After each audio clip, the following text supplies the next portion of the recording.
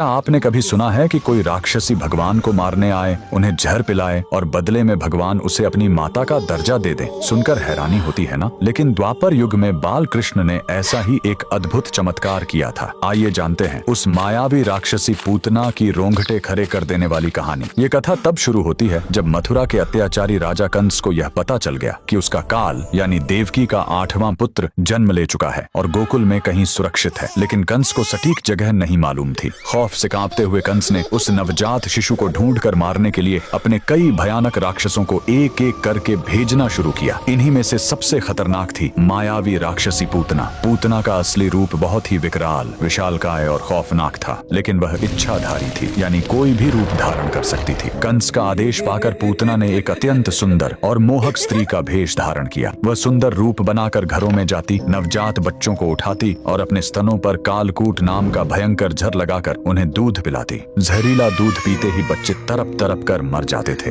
ऐसे ही मौत का तांडव मचाते हुए वह मायावी पूतना गोकुल पहुंच गई। नंद बाबा के घर में घुसकर उसने पालने में झूल रहे बाल कृष्ण को देखा। पूतना ने प्यार का नाटक करते हुए भगवान श्री कृष्ण को उठाया और अपने सीने से लगा लिया। पूतना की मंशा जहर पिलाकर मारने की थी, लेकिन वह यह भूल गई कि वह ब्रह्मांड के रचयिता को गोद में लिए हुए है। बाल कृष्ण ने भी मुस्कुराते हुए उसे गले लगाया और दूध पीना शुरू किया। लेकिन यह क्या, भगवान श्री कृष्ण ने दूध के साथ साथ पूतना के जीवन शक्ति भी खींचने शुरू कर दिए। दर्द के मारे पूतना की चीखें निकल गईं।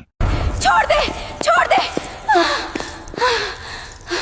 दर्द से तड़पते हुए वह अपने असली विकराल और भयानक राक्षसी रूप में आ गई। वह आसमान में उड़ी और फिर एक जोरदार धमाके के साथ जमीन पर गिरकर मर गई। उसका विशाल शरीर कई पेड़ों को तोड़ता हुआ मीलों तक फैल गया। लेकिन इस कहानी का असली चमत्कार इसके अंत में है। जब गोकुल वासियों ने पूतना के शरीर का अंतिम संस्कार किया तो चिता से बदबू की जगह चंदन और अगरू की बेहद सुगंधित महक आने लगी। ऐसा इसलिए हुआ क्योंकि जब बाल कृष्ण ने उसके वक्षस्थल से दूध पिया तो उसके सारे पाप धुल गए। भगवान ने उसे माता की श्रेणी में रखकर बैकुंठ धाम भेज दिया। आज भी यह पवित्र स्थान उत्तर प्रदेश के मथुरा के पास महावन गोकुल में पूतना उद्धार स्थल के नाम से मौजूद है, जहां एक विशाल राक्षसी जमीन पर लेटी है और बाल कृष्ण उसकी छाती पर खेल रहे हैं। अगर आपको भी भगवान श्री कृष्ण की यह अद्भुत लीला पसंद आई हो तो कमेंट्स में जय श्री कृष्ण जरूर लिखें।